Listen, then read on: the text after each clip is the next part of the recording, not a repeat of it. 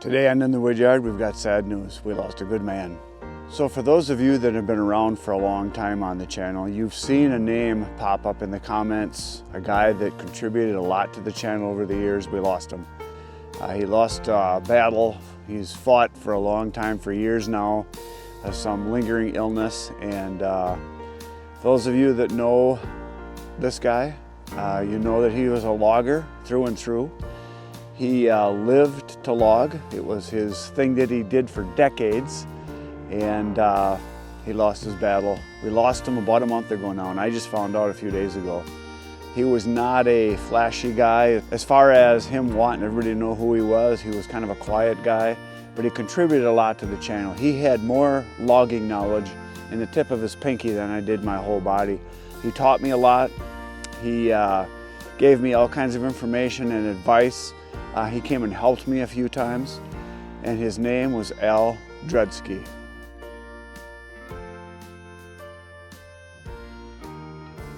You guys probably know him as Logger Al. He worked on a crew that he cut for the logger that I bought from for a lot of years and still buy some wood, John Corner. He logged for him. He was one of the crews that cut a lot of the established timber like oak, a lot of the pine plantations he cut. He had his own machinery, and he contracted for John Corner for decades. He was a logger, decades. He was only 59 years old, and when someone younger than you dies, it kind of hits you pretty hard, especially when it's a guy that's a friend and a guy that you spent time with and worked together with. Now, Al was a guy that when he found out that I had the Easton-made 22NB processor, he got a hold of me and said, "Hey Chris, I would love to see the machine run, and I might even be able to give you some tips. I might be able to come and help you," because when I first got it, I didn't know anything about processors. I had never run one before. And he ran harvesters, you know, wood processors in the forest where you cut trees down with a machine. He had ran those for decades, so he knew a lot that I didn't know. And he said, "Hey, I'd come help you out. I'd love to run the machine and try it out." So he was the first guy that contacted me and came and helped me.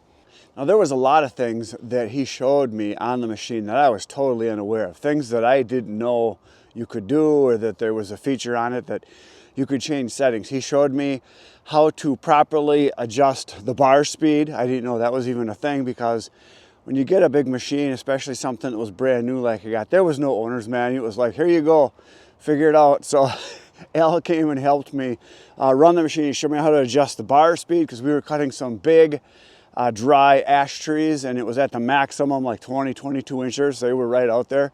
And dry ash, for a lot of you that know, when you cut it, it's a pretty dry wood, and it's tougher to cut, especially when it's dry. So he showed me how to adjust the bar speed. He showed me how to adjust the oiler. He figured out a lot of things that I had no clue of, because I wasn't taught what to do. I was really not giving him owner's manual. It was like, here you go, figure it out. So Al showed me how to use the live deck, how to jiggle it back and forth to feed the pieces, how to use the infeed trough to kind of jiggle it back and forth and adjust the speed on that so that we could have it bring the logs in faster, how to adjust the setting on the stop. I didn't know how to do that. He showed me that, because he was very mechanical, and he figured it out right away what to do. And I could have figured it out eventually, but he sped up my learning process tremendously by showing me a lot of things that he knew, or things that he knew what to look for and what to do. So he helped me a lot. And then he ran a bunch of wood. He was here and helped me for a couple days. And the day he came and helped me do that was the last day he worked. It was the very last day that he did any work. That was right around COVID time when that started. It was in the fall, and he got COVID and got sick, and he never went back to work. He never had really good health. Even before that, he had very low lung capacity. He had some bad lungs, and when COVID happened, it just put him down, and he wasn't able to really ever go back to work after that. That was 4 years ago, 4.5 years ago. So if you've been around the channel for a long time, you've seen the video. The title of the video, I believe, that he was on was Pro Logger Runs Processor. I think that was the name of the title. It's a video from about 4 years ago. I'll put either some clips in here you can see Al running the machine and him showing me what to do, or a few times I had him on the channel. I'll put those on here so you can see, or maybe put some still images so you can see, or you can go back and watch that video. But Al was a really, really nice guy. I had taken him, I think I went there 3 times. It was either 3 or 4 times with loads of wood to give to him once he got sick, to have it for his wood boiler. I took him cookies and chunks and some odd pieces and some old wood so that he would have wood so that he could heat his house. His dad, Carl, I bought a bunch of wood from him, and when I was getting low, he had a bunch of oak that he was selling, and I was able to buy it from him and then resell it and keep some of my customers. So, and actually Carl was his dad's name, and that was Al's middle name. Alan Carl Dredsky was his name. 59 years old. We lost a good man. Sad, but it happened. So the reason I bring this up is a lot of you may have seen him in the comments over the years. A lot of you may have learned something from him, and he was, like I said, never a flashy guy. He didn't even want a funeral. It was just kind of, he knew he was not doing well at the end. A couple times I had talked to him on the phone.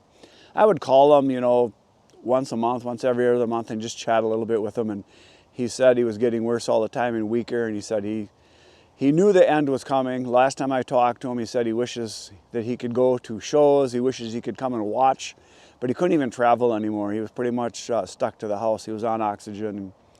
So we lost a good man. It was sad. So the reason I bring this up again is that the end is coming for all of us. And there's going to be a day where we cut our last stick of wood, when we fill the fireplace or the wood stove for the last time. So get out there, enjoy life, do the things you want to do today. Because today is all you have. Tomorrow's not guaranteed. Yesterday's already gone. Today's the day. Get out there and do some work. That's all I got for today, folks. Thanks for watching.